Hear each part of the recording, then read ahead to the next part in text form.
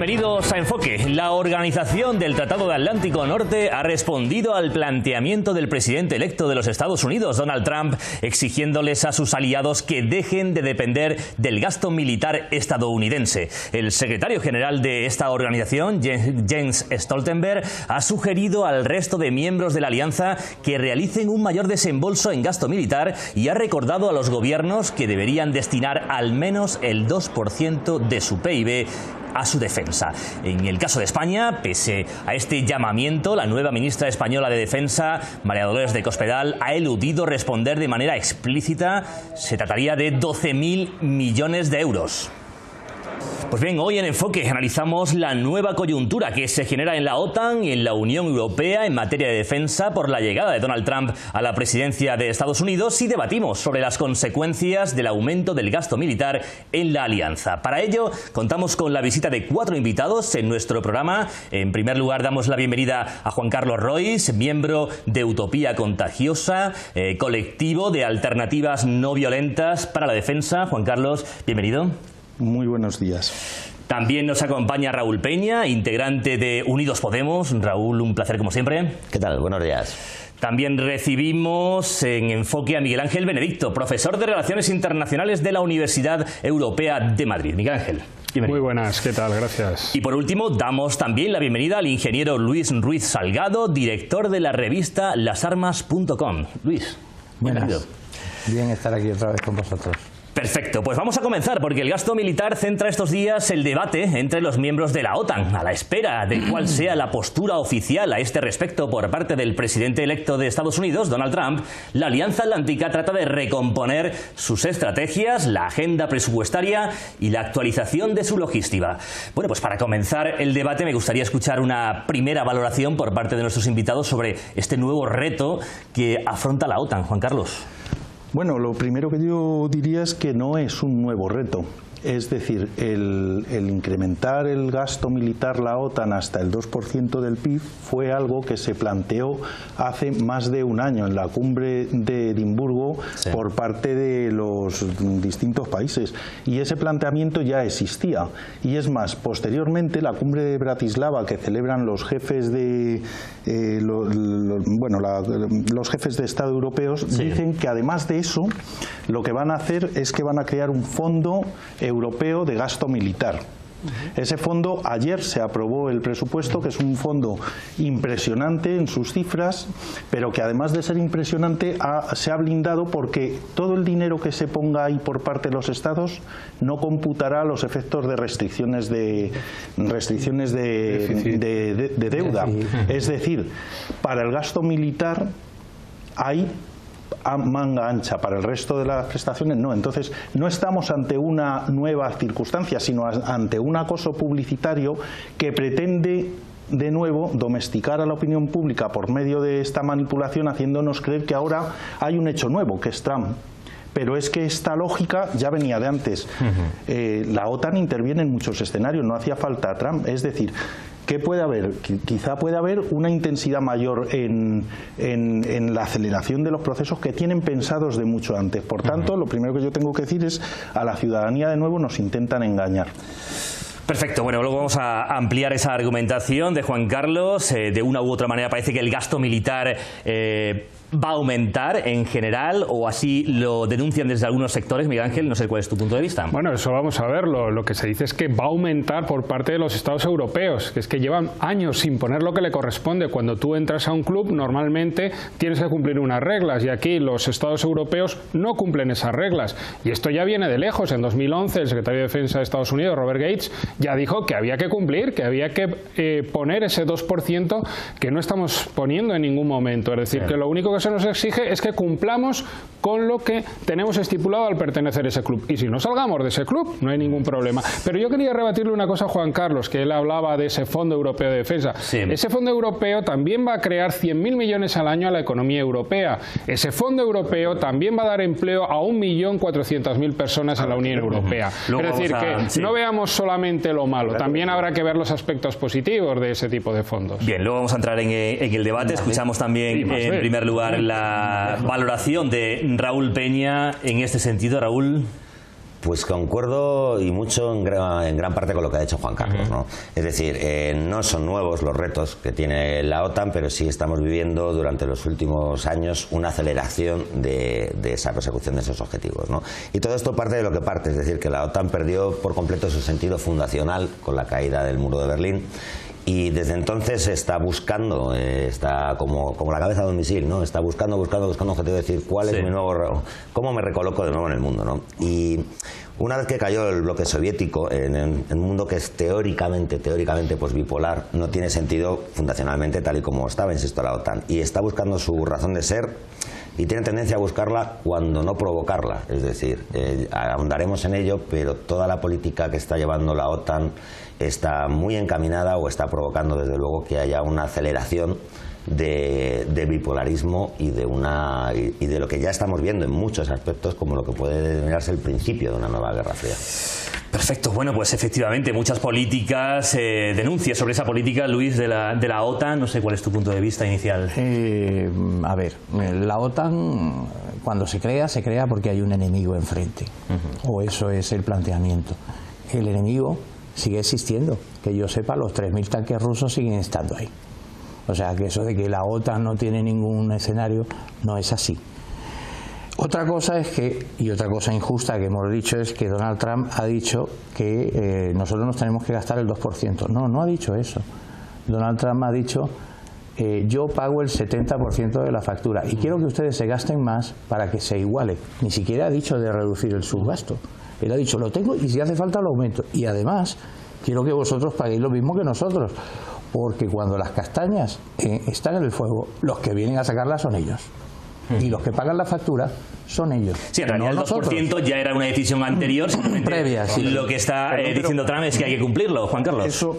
Eso no es exactamente así. El secretario general de la OTAN hará 20 días dijo que el incremento de la factura europea al 2% del PIB que se le reclamaba incrementaría para el presupuesto de la OTAN, no diría que se iba a igualar, que se iba a quedar igual, sino que le incrementaría en 100.000 millones de euros. Eso quiere decir que ese cuento de que Estados Unidos lo que pretende es reducir ellos para igualar no es así, porque se va a incrementar se va a incrementar el presupuesto y es una magnitud importante en 100.000 millones de euros. No es que se vayan a igualar las prestaciones, sino que se va a... Y segunda cuestión que me parece muy importante. Bueno, cuando se dice que la OTAN está para sacarnos las castañas del fuego ante el escenario europeo, eso no es verdad. Porque los escenarios donde está la OTAN interviniendo van más allá de Europa, están en todas partes. Te voy a decir otra cosa. Los Balcanes no eran un escenario europeo y ¿quién tuvo que intervenir? Sí, pero si no te digo eso, te digo que el escenario donde fuera de zona está interviniendo la OTAN porque tiene una doctrina de intervención fuera de zona y precisamente interviene en escenarios mundiales. Y lo hace porque es una alianza de dominación y de violencia, no otra cosa. Tengo que decir algo más. España tiene una doctrina que se llama doctrina de fronteras avanzadas, que establece que nuestra frontera militar a defender está en Centroáfrica, porque se lo ha impuesto la doctrina que tiene la OTAN, que se llama exactamente igual, pero en inglés, eso sí. No es cierto que la OTAN esté para defender a Europa de los 3.000 tanques. Yo sé que se ha generado mucho debate. Luis, por favor, me permites un segundo. Vamos a avanzar un momento. Ya voy a abrir el debate a la mesa porque sin duda la victoria de Donald Trump en las elecciones presidenciales de Estados Unidos y los cuestionamientos en su campaña electoral sobre la defensa colectiva ha sembrado la incertidumbre en el seno de la organización. El presidente electo aseguró en su momento que los miembros de la OTAN no pagan su parte justa respecto a la aportación que hacen los Estados Unidos y que el bloque es obsoleto ya que fue diseñado para enfrentar a una Unión Soviética que ya no existe. Ante este dilema, el secretario general de la alianza, Jens Stoltenberg, se expresaba de esta manera. We have seen for nearly 7 decades that stability, peace in Europe is of course important for Europeans, but it's also important for the United States. 2 world wars and the Cold War taught us all that our interests, Europe and the United States, are the same: stability, peace. strong transatlantic bond serves us all well on both sides of the Atlantics. I am absolutely confident that President-elect Donald Trump will maintain America's strong commitment to European security and to NATO, because that is in the interests of both Europe and the United States.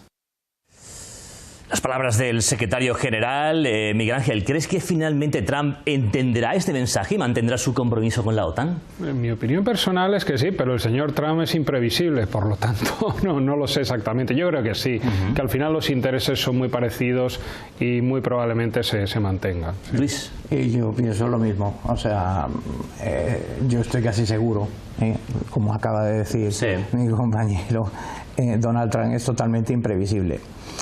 Por cierto, una puntualización, la doctrina de defensa, tanto de fronteras como de no fronteras. En España, aparte de la jefatura de Estado Mayor, está el Instituto de Estudios Estratégicos y demás, que está ahí en la Castellana, y no lo marca la OTAN. Y de hecho, nosotros porque es previa a la OTAN. Lo de las defensas nuestras avanzadas, eso viene de las colonias, no viene de ahora. Bueno, no vamos a discutir eso, pero sí, si quieres, en otra ocasión quedamos para ver cómo se hace el ciclo de planeamiento en España, que sería muy interesante, y por qué hasta ahora eso es tan opaco y tan secreto, tanto que ni siquiera se vota en el Parlamento, pero no es el momento. Raúl, ¿mantendrá su opinión Trump, su decisión respecto a la OTAN, tal como dijo en campaña? Pues es complicado de decir. Bueno, en realidad no es complicado de decir. Yo estoy de acuerdo en lo que comentan los compañeros, aunque es cierto que desde que apareció Donald Trump la expresión "estoy absolutamente seguro", ¿no? Saltó por los aires por completo, ¿no? Ya nadie puede estar absolutamente seguro de nada, ¿no? Pero y en cualquier otro aspecto de la política estadounidense podría decir que no lo sabemos y que veremos, ¿no? Porque Trump efectivamente es imprevisible. Pero en este caso concreto, lo que creo que todos en esta mesa probablemente estemos de acuerdo, nos guste o no nos guste, es que es imposible imaginar una OTAN que no esté comandada claramente por Estados Unidos. Es decir, no creo que vaya jamás a existir una OTAN donde, bueno, Estados Unidos tenga un papel secundario o no absolutamente hegemónico, ¿no? Y el papel lo tiene quien paga, porque quien paga manda, ¿no? Entonces, no pudiendo existir una OTAN, porque no puede existir una OTAN que no esté controlada por Estados Unidos, y no siendo la OTAN algo que vaya a desmontarse precisamente en los 4 años de la administración Trump, pues al final todo parece abocar a que efectivamente continuará la relación tal y como más o menos parecía como ahora. Y esto entronca con lo que hablábamos del presupuesto. Es que lo que está diciendo Trump sobre el presupuesto de la OTAN no necesariamente quiere decir ni mucho menos que quiera cambiar el paradigma de lo que es la OTAN y de lo que ha sido la OTAN en Europa. Y esto entronca con lo del presupuesto y quiero que echemos un poquito la vista atrás y hagamos un poco de vista histórica acerca de cómo fluctúa el tanto por ciento de porcentaje que normalmente pone Estados Unidos y el tanto por ciento de porcentaje que normalmente pone Europa, que depende mucho de dónde está poniendo el foco la OTAN en ese momento. Hablándolo en plata, durante la época de la guerra de Camboya, durante la época de la guerra de Vietnam, etcétera, etcétera, Estados Unidos ponía un porcentaje para la OTAN muchísimo mayor de lo que ponía Europa. Sin embargo, cuando el foco de la Alianza Atlántica se volcó mucho más en momentos puntuales en la lucha con la Unión Soviética, la Guerra Fría con la Unión Soviética, el tanto por ciento que ponía Europa aumentaba muchísimo más, ¿no? Que tiene cierta lógica hasta cierto punto, ¿no? Y de hecho es exactamente lo que está pasando ahora. Se está intentando volver a una política de bloques. De hecho, las propias declaraciones del secretario general de la OTAN, muchas de ellas apuntan a esa dirección, y todas las maniobras que está haciendo la OTAN, desde luego de tridente coyuntura y todo esto, apunta exactamente a esa dirección. Y en consonancia está bajando Estados Unidos un poco, o quiere bajar su porcentaje de participación del presupuesto total de Estados Unidos, y que sean los propios europeos, que son los que más preocupados están, que lo suban.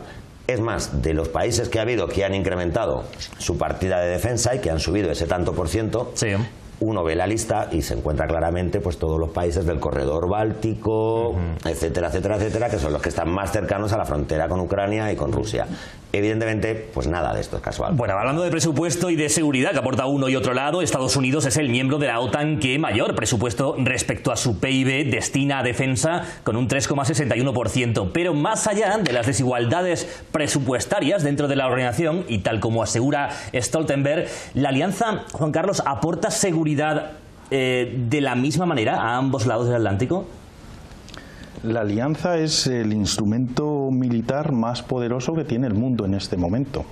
Y es el instrumento, ese instrumento militar aporta la seguridad militar, porque podríamos diferenciar seguridad militar de seguridad humana, no es lo mismo, ni parecido. A veces es antagónico. Bien, pues es el que aporta más seguridad militar a un entramado de intereses que es el occidental. Y esa seguridad militar que aporta el entramado de intereses occidental implica exportar guerras a muchos sitios. Insisto, la OTAN tiene escenarios fuera de suelo europeo, escenarios de guerra, escenarios militares que están pensados precisamente para imponer una idea de paz negativa como... Bueno, pues como seguridad aquí a costa de la inseguridad de otros. Entonces, la seguridad que aporta la OTAN es esa, seguridad militar que rompe con la seguridad humana y en el resto del planeta, que la destroza. Yo creo que si nos vamos a los países bálticos o a Polonia, como comentabas, probablemente piensen algo diferente. Es decir, yo recuerdo hace unos años estando en Estonia, bueno, ¿y vosotros qué preferís, la OTAN o la Unión Europea? Cuando estábamos en el proceso de ampliación, y decían, hombre, esto es como si me preguntas si quiero más a papá o a mamá. Para ellos la OTAN es imprescindible en estos momentos. ¿Por qué? Porque la Unión Europea no les está dando esa seguridad que demandan en estos momentos frente al gigante ruso al que consideran enemigo y por el que se sienten amenazados. Hay que tener en cuenta que estos países tienen unas minorías rusas entre el 15 y el 20%, y Rusia ahí yo creo que puede entrar en cualquier momento. Y si vemos las declaraciones del señor Gingrich, que está en la órbita, del señor Trump diciendo, bueno, esto es de Tallinn y Estonia es un suburbio de Rusia, pues obviamente yo creo que a ellos se les ponen los pelos de punta, luego, y con razón. Vamos a hablar luego de Rusia. Me gustaría centrarnos en lo presupuestario de Estados Unidos. Luis, ¿el compromiso de este país con la OTAN se puede ver condicionado en gran medida por el volumen de negocio que mantienen empresas americanas armamentísticas con Europa? Y españolas. Claro. En concreto. Claro, españolas y francesas, italianas, británicas, alemanas, rusas, las que más, por cierto. O sea, vamos a ver. 100.000 millones de euros parece una cifra bestial, dice, de incremento. Bueno, lo incrementaría Europa, no Estados Unidos. Ellos mantendrían su nivel de gasto. Aunque haya ciertas fluctuaciones, que pues, bueno, aquí un poco menos, pero vamos a decir que ellos se mantienen sus 70, nosotros subimos lo que nos falta, que es de un 30, a ese 20%, metemos esos 100.000 millones y parece que hemos hecho algo, ¿no? Es que las últimas maniobras conjuntas ruso-chinas, por poner un ejemplo, ya están haciendo demostraciones de lo que parece ser en un futuro, que ya se está estudiando, dentro de la doctrina del ejército español, como futuro bloque, a oponerse contra el único bloque que existe, que representa el 70% de toda la capacidad armamentística del mundo, que es Europa y Estados Unidos juntos. Deshacer ese convenio yo creo que no es conveniente, porque eso es lo que garantiza, por mucho que nos quejemos, el que estemos aquí hoy discutiendo esto. Sí, pero porque estoy en muchos sitios que no se discute.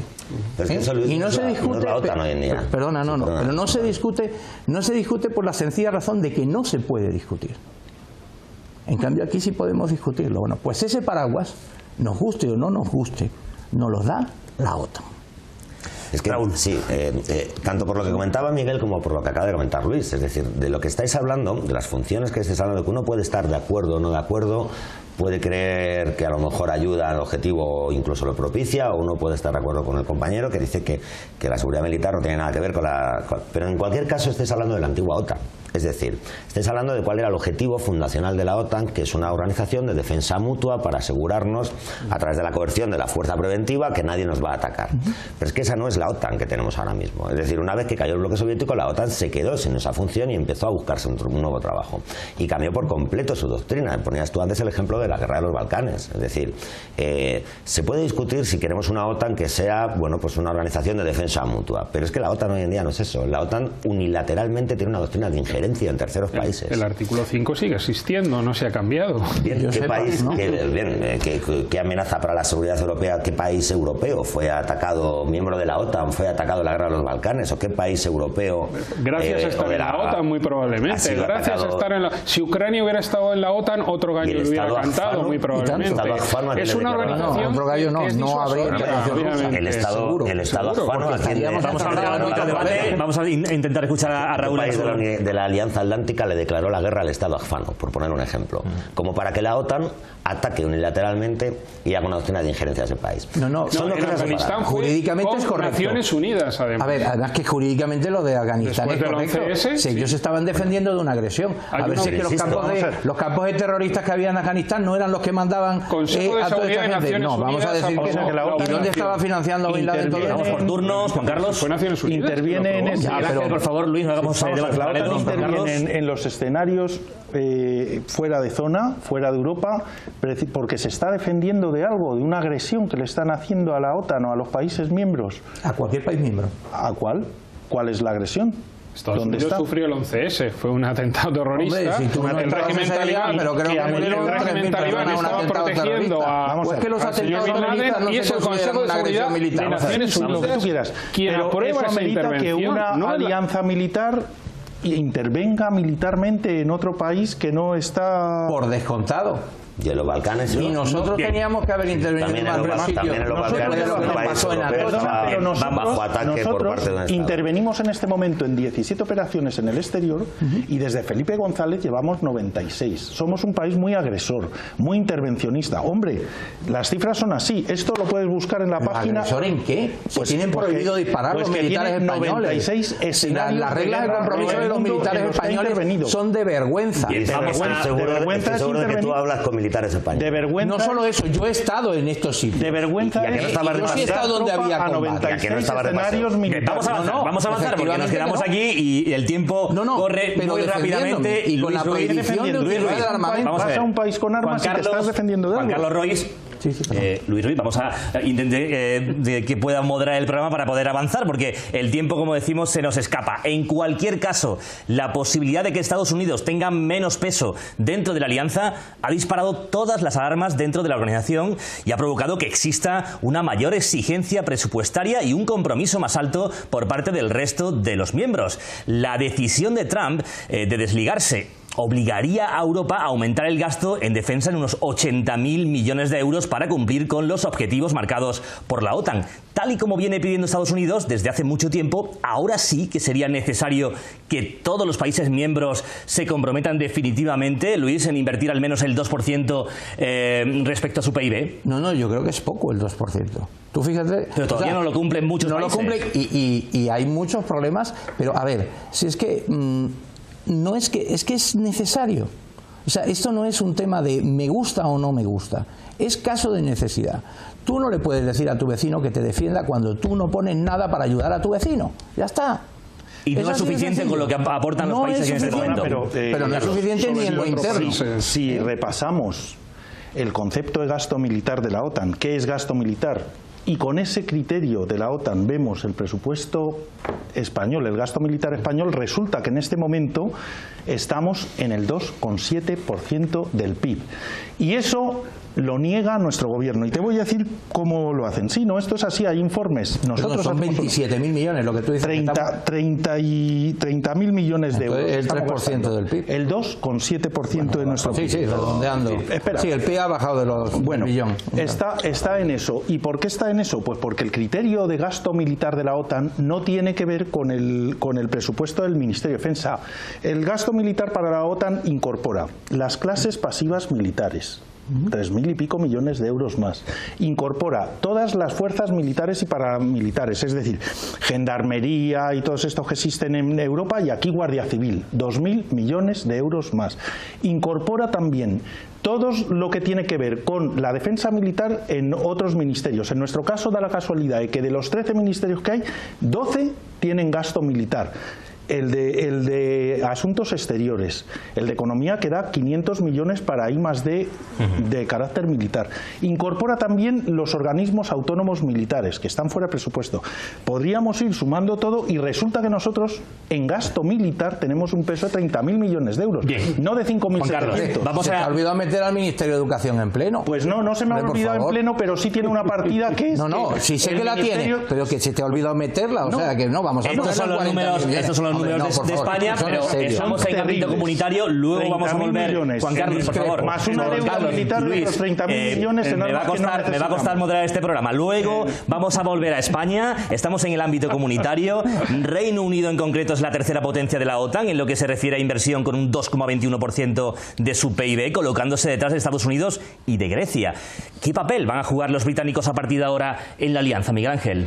Pues vamos a ver, yo creo que va a jugar un papel parecido al que se jugaba hasta estos momentos, ¿no? Porque yo creo, teniendo en cuenta el Brexit también, por delante. Teniendo en cuenta el Brexit, yo creo que la Unión Europea va a buscar incluso mecanismos para mantener a los británicos en lo que es la seguridad y la defensa. Hay una cosa que se llama la cooperación estructurada permanente, que significa que puedan avanzar distintos países en temas de defensa sin excluir a ninguno, y ahí podría estar el Reino Unido perfectamente, esté dentro o fuera de la Unión Europea. Y yo creo que al Reino Unido le interesará estar. Yo creo que más o menos las cosas se van a mantener en tema de seguridad y defensa muy parecidas. ¿Coincides con la argumentación de Miguel Ángel, Raúl? Sí, coincido completamente, y me vas a excusar, pero tengo que responder antes lo que había comentado Luis sin entrar en España, que venimos después de la prensa. De hecho, vamos a avanzar, luego ya entramos de lleno en España, porque la situación actual de la OTAN, con la inminente llegada a la Casa Blanca del presidente electo Trump y la nueva configuración de la defensa europea, son centro de la información en multitud de medios internacionales. Es el momento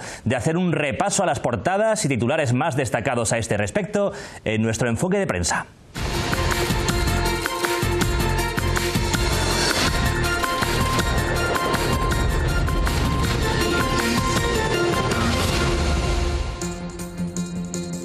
El rotativo económico 5 días destaca: Trump pasa a Europa una factura en defensa de 80.000 millones. Casi toda la Unión Europea está por debajo del 2% de gasto militar que exige la OTAN. En la sección internacional del país, Bruselas propone un gran fondo conjunto para gasto militar. Consciente de que una Europa que no da por enterrada la crisis tiene urgencias más inmediatas que el gasto militar, el Ejecutivo Comunitario ofrece eximir del cómputo del déficit las cantidades que los estados destinen a impulsar esas capacidades defensivas. En Terra.es encontramos: Unión Europea revela plan de cooperación en defensa. La Comisión dice que los países han reducido el gasto en defensa en casi 12% en términos reales durante la última década, pero no han profundizado la cooperación militar. En el portal defensa.com leemos: Europa y la política de defensa de Trump. Para cualquier gobierno en Estados Unidos es muy difícil explicar que sus habitantes no pueden gozar de la sanidad gratuita, de las pensiones públicas y los subsidios europeos, pero que tienen que hacer un gran esfuerzo por proporcionar seguridad a países que, cuando a veces son requeridos por Washington, miran para otro lado, como ocurrió en Irak. El portal lamaria.com trae un artículo titulado «Sombras e ingeniería contable para ocultar el gasto militar de España». Este país destina mucho más dinero para fines militares del que aparece reflejado en los presupuestos generales del Estado. El gasto militar español se camufla en el ya clásico juego de ingeniería contable que se remonta al gobierno de Felipe González y que tomó fuerza durante los mandatos de José María Aznar y Mariano Rajoy. Y cerramos con la web bes.es. Europa apuesta por su potencia militar, pero sin ejército. El respaldo fue unánime, incluso de Reino Unido, porque Mogherini evitó hablar de un ejército común europeo y tampoco puso en cuestión a la OTAN. Veíamos en el último titular la posición de Bruselas. En ese sentido, la Agencia Europea de Defensa ha decidido incrementar su presupuesto, que estaba congelado desde hacía 6 años. Este incremento presupuestario en el sistema de defensa europeo se entiende como un gesto de competitividad frente a las dificultades actuales de la OTAN, Luis, o como una decisión que viene a fortalecer precisamente los lazos con la alianza. Yo creo que, a ver, al final esto va a fortalecer, o sea, es un recorrido, pero sí fortalecerá los lazos. Yo no creo que tenga un efecto ni disgregador ni nada de eso, ¿no? Sin embargo, Miguel Ángel, Europa parece que se dirige a la consolidación de un ejército europeo. Yo no hablaría de ejército europeo porque en los documentos no se cita en ningún momento la palabra ejército europeo. Sí a una mayor cooperación en defensa. Se habla de autonomía estratégica en la última estrategia de la señora Mogherini, la ministra de Exteriores europea. ¿Qué significa eso? Que queremos ser más autónomos respecto a los Estados Unidos. Pero no se dice en ningún momento que no seamos, sino al revés. Se reconoce que vamos a ser complementarios con la OTAN. Se dice más autonomía, pero en complementariedad con la alianza. complementario con la OTAN o realmente es un refuerzo comunitario? Raúl, ¿cómo lo ves? Pues realmente yo creo que todo lo que tiene que ver con la Agencia Europea de Defensa, o sobre todo estos últimos incrementos, responde mucho más a lógicas industriales que a lógicas militares, en realidad, ¿no? Estoy de acuerdo una vez más con lo que ha comentado Miguel Ángel, con el tema de la cooperación y sobre todo de la coordinación. El gran reto que tiene la Agencia Europea de Defensa y en lo que se va una enorme parte de su presupuesto, si uno conoce un poco cómo funciona, no es tanto en nuevos programas militares o hacer un ejército europeo, sino intentar coordinar y organizar un poco que los distintos ejércitos que ya existen funcionan y tengan unos estándares de funcionamiento medianamente normales, ¿no? Porque no vamos a poner ejemplos burdos, pero desde el ejemplo burdo de vaya, el calibre de tu bala no me vale a mí, o tu frecuencia de comunicación no vale con mi radio, maldita sea. Distintos tipos de tanques o aviones de combate. Esto es, ¿no? Entonces no es tanto la intención de hacer en estos aumentos, porque hacer un ejército europeo no sería un pequeño aumento del 5,4% del presupuesto de la Agencia Europea de Defensa, sería de un 800.000 por 100. Es decir, esto es lo que intenta simplemente que lo que ya existe funcione un poquito mejor, se coordine un poco mejor y sobre todo aprovechar para meter un poquito de impulso. Un empujón, industrial, digamos, ¿no? Bueno, Juan Carlos, ¿cómo lo ves este descongelamiento? Es cierto que el aumento en la inversión no va a ser mucho, va a ser en torno a los 500.000 euros, pero llegamos a los 31 millones. ¿Cómo ves? Vamos a ver, es que no es solamente el elemento que está reforzando el aparato militar de Europa, es uno de más, entre tantos. Europa está sumida en un proceso de militarización importante, en lo conceptual, en lo social, en lo industrial y en lo político. Europa tiene, lo hemos hablado antes, el fondo que aprobaron el miércoles de la semana pasada.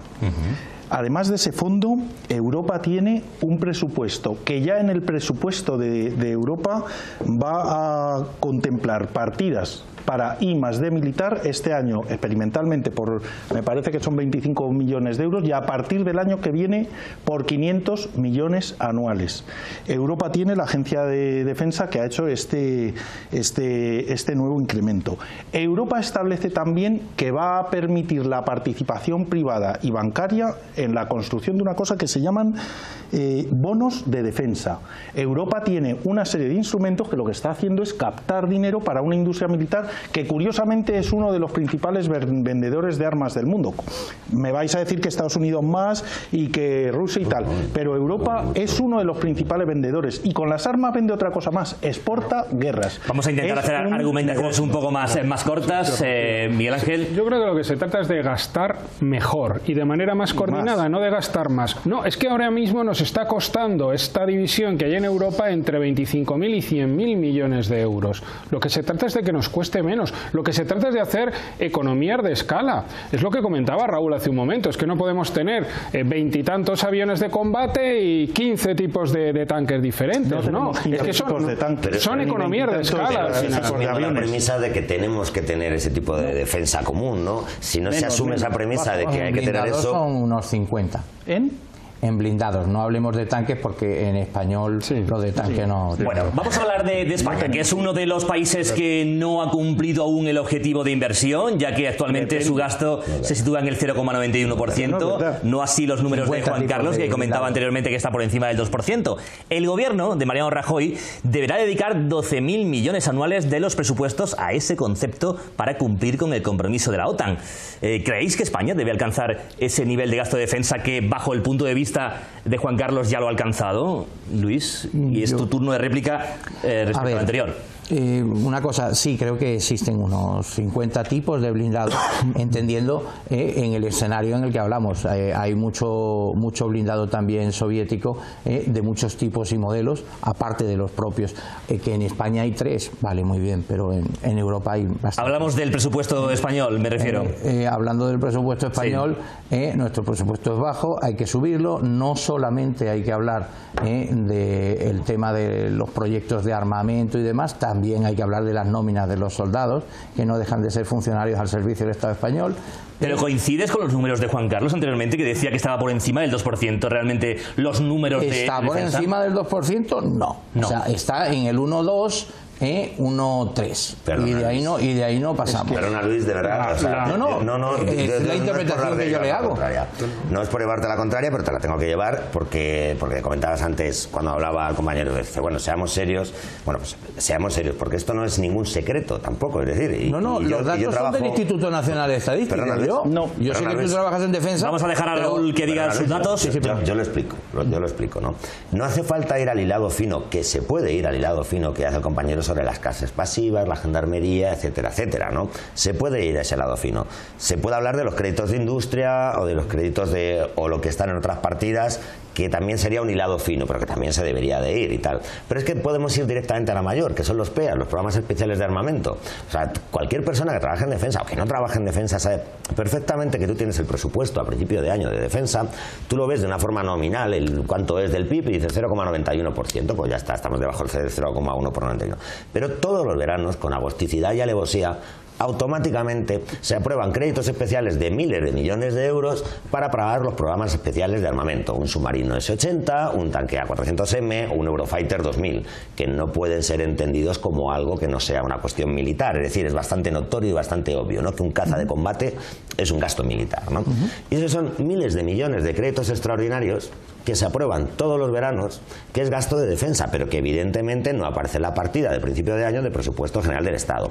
Y solo con eso, sin necesidad de ir al ajuste fino de todo lo que comentaba el compañero, que yo concretamente creo que también hay que sumarlos, pero venga, va, aceptemos que no los vamos a sumar. Solo sumando los presupuestos, los programas especiales de armamento, superamos ampliamente el 2%. Es decir, si España se nos dijera que tenemos y decidiéramos que tenemos que incrementarlo más allá del 2%, nuestro gobierno tendría un problema político para explicarle a su país que ese dinero se está gastando en eso, pero no un problema económico, porque ese dinero ya se está gastando en eso. Miguel Ángel.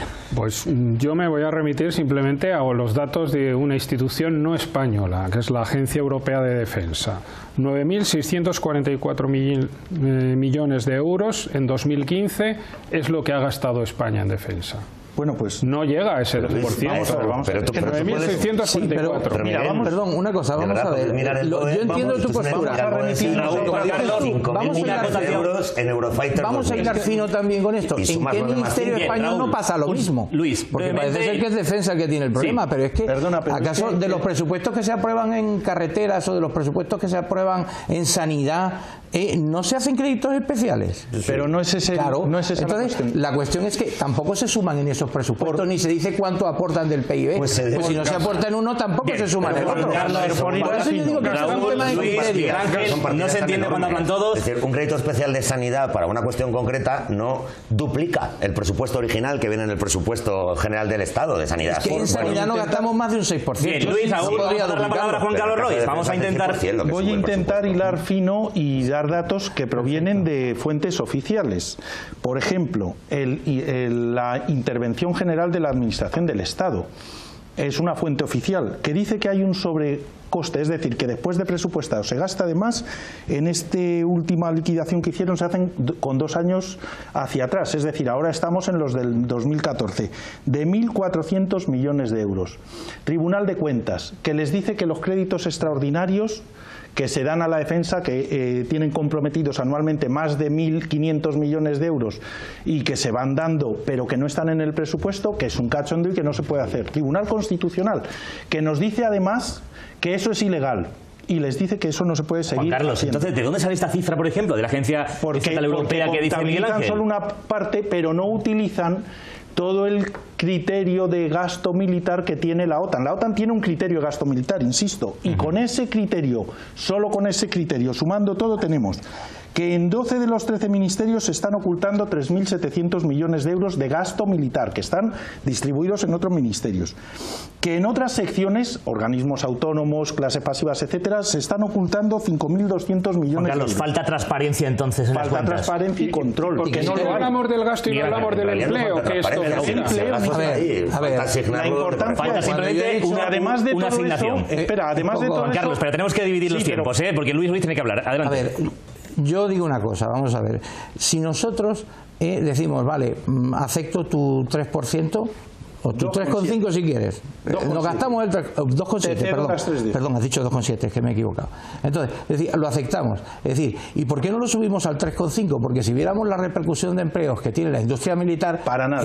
Sería una cosa muy cuestionable, bueno, pues porque a lo mejor tendríamos 100.000 empleos más. Precisamente ante el aumento. Son falsos. 100.000 empleos más. Pero por lo menos sepamos dónde estamos, ¿no? Pero ese es otro debate. Bien, Raúl, Juan Carlos, precisamente ante este escenario, Partido Popular, PSOE y Ciudadanos rechazaron hace unos días en la Comisión de Defensa del Congreso la proposición no de ley de Esquerra Republicana de Cataluña que pedía todo lo contrario, recortar el presupuesto en defensa. Este era el momento en el que el portavoz adjunto del Grupo Catalán en el Congreso, Gabriel Rufián, se dirigía a la ministra de Defensa, María Dolores de Cospedal. Señora ministra de Defensa, la pregunta es breve y sencilla. ¿Tiene usted pensado en un Estado con 750.000 familias sin ingresos, con 800.000 personas sin asistencia sanitaria, con un 32% de pobreza infantil, con 500.000 desahucios los últimos 6 años, con 13 millones de pobres, reducir un gasto militar que entre cifras reales y camufladas alcanza 17.465 millones de euros? Muchas gracias. Muchas gracias. Señora ministra. Gracias, presidenta. Señoría, la respuesta es breve y sencilla, no.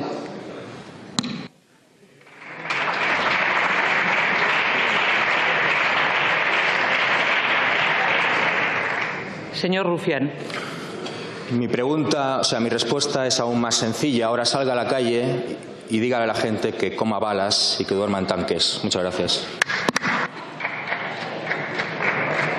El diputado de Esquerra, Gabriel Rufián, que está generando mucha polémica en esta nueva legislatura con esas declaraciones, por ejemplo. Raúl, ¿crees que una sociedad que viene siendo testigo de recortes sociales durante años va a entender un incremento presupuestario de ese calibre en gasto militar?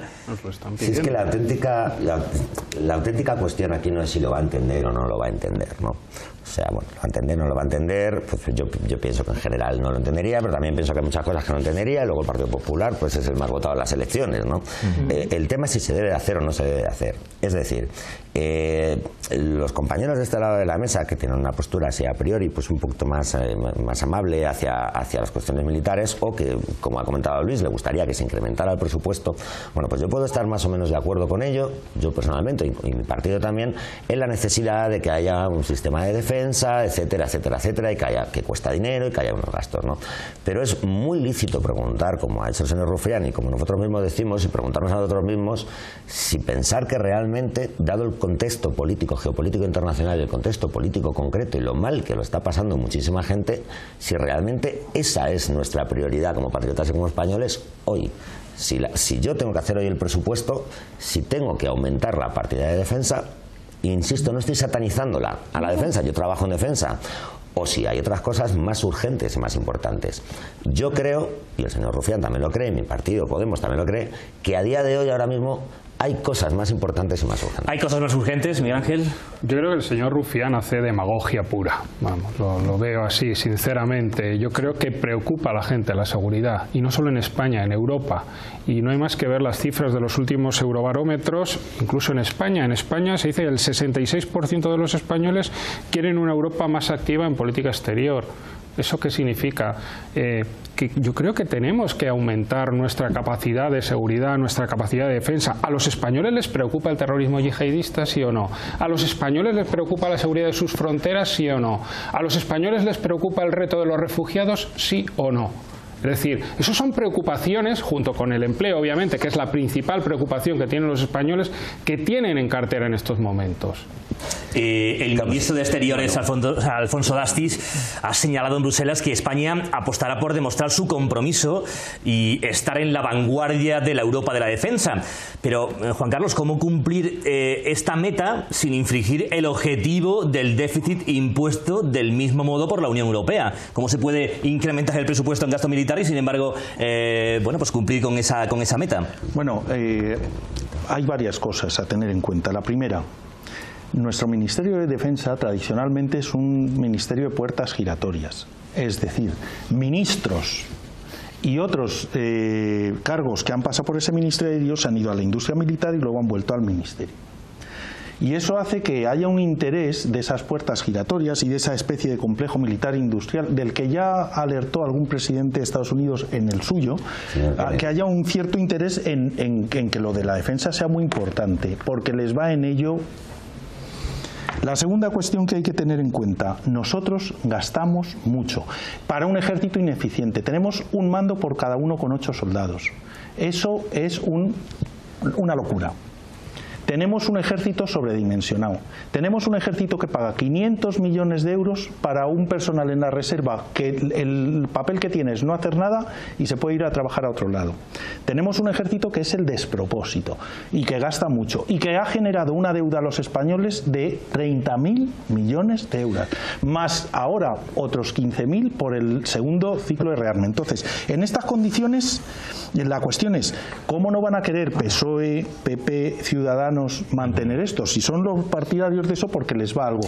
Y los que quieran una sociedad alternativa diferente tienen otras prioridades, lógicamente: el paro, el trabajo. Y somos mayoría. Luis, ¿quién somos mayoría? Según el CIS, nosotros somos mayoría, los que pensamos como pienso yo por lo que veo. Pues mira, según el CIS, ¿sabes qué pasa? Que los españoles, somos cuando le mayoría. preguntan qué gasto es el que les parece ¿Puede gustar o no? que hay que cortar, el militar. ¿Puede gustar o no? Mira, vamos y cuando a ver. les dicen quién vamos a ver, cree mira, que les el gasto invade o militar les... tiene muchas aplicaciones de las que aquí no se habla, y nuestro compañero de mesa que está en defensa sabrá que, por ejemplo, ¿qué podría decir una familia en este señor que no quiere ser español y que dice que se quiere ir de España cuando va la UME a quitarle todo el problema de incendios en las zonas donde él... Habría que preguntarle a esas personas qué piensan del ejército español. Pero perdona, y muchos otros sitios donde se puede pensar qué hace y qué no hace el ejército español. Lo podemos hablar. De cosas, Luis, no sabía por dónde... Escucha, no, lo podemos hablar, es un comentario... No, lo podemos hablar. ¿Qué hace y qué no hace? Yo estoy orgulloso de mi ejército. Yo no. Porque yo lo he visto funcionando. Y tú no, me parece muy bien, pero es que yo soy mayoría, porque la mayoría de los españoles apoyamos al ejército español, porque la mayoría de los españoles... Una de las instituciones más valoradas. Más valoradas, efectivamente. Durante la crisis... Si vamos a las encuestas, ¿por qué cuando le preguntan a los españoles ¿quieren que se gaste más en defensa? Dicen no, muy mayoritariamente. Porque tú le preguntas a mi madre o le preguntas a mi mujer si quiere que no gastemos más en el presupuesto de irme yo a cazar, y va a decir que no. Dicen que también, pero eso no quiere decir que yo no tenga que ir a cazar. Luis, ¿es lógico que se incremente el gasto militar y se reduzca el gasto en lo social? Simplemente estoy de acuerdo en lo de un mando por cada 8 soldados. Claro, tendría que haber 16 soldados, no 8. Luis, un segundo.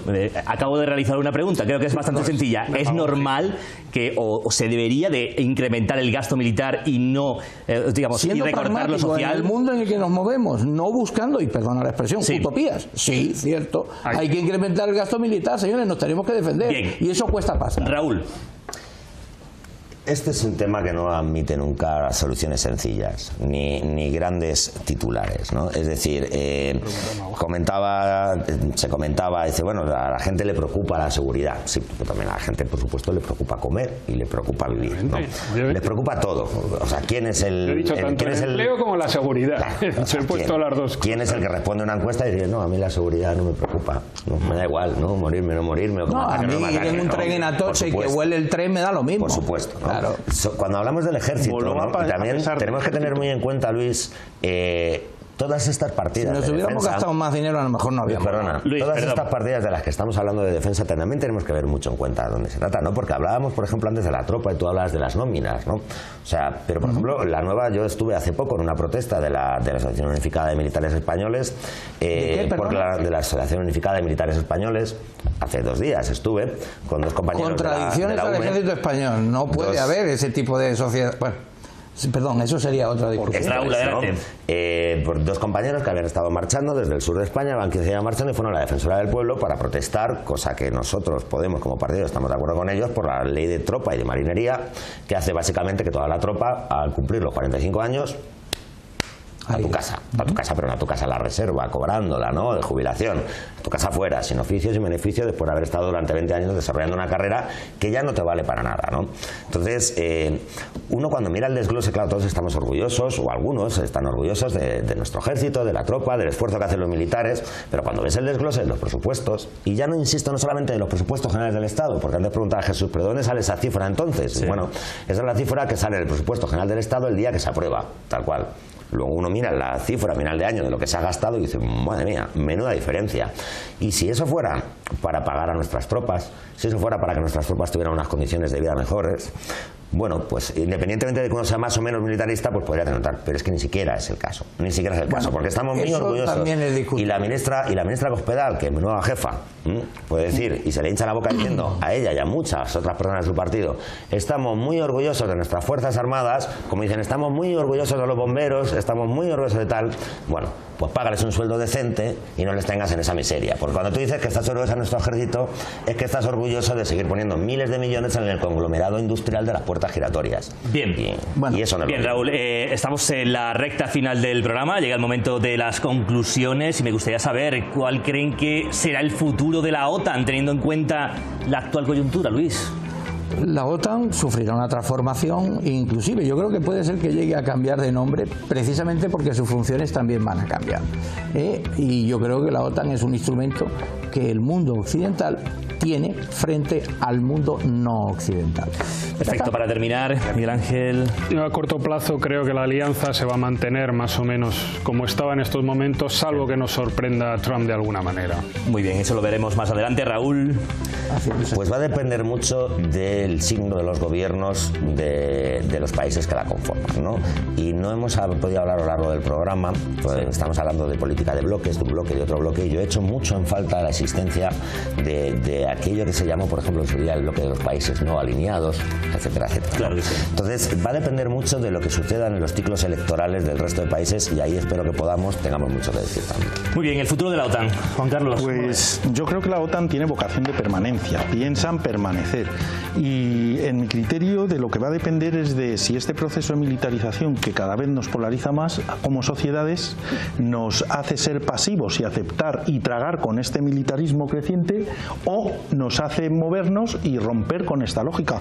Y yo invito a la gente a que no acepte la lógica que nos imponen desde el militarismo, desde la violencia. Muy bien, pues continuaremos realizando un seguimiento a todo esto aquí en Enfoque. Por hoy no tenemos tiempo para más. Agradecemos a nuestros invitados por venir a debatir con nosotros, Luis Ruiz, Miguel Ángel Benedicto, Raúl Peña, José Carlos, Juan Carlos, gracias por venir a Enfoque a debatir con nosotros, y a ustedes también agradecerles por su confianza y por acompañarnos en este análisis para comprender con mayor profundidad todo lo que forma parte de la actualidad. Les esperamos aquí mañana, como siempre, para que luego ustedes se hagan su propio enfoque.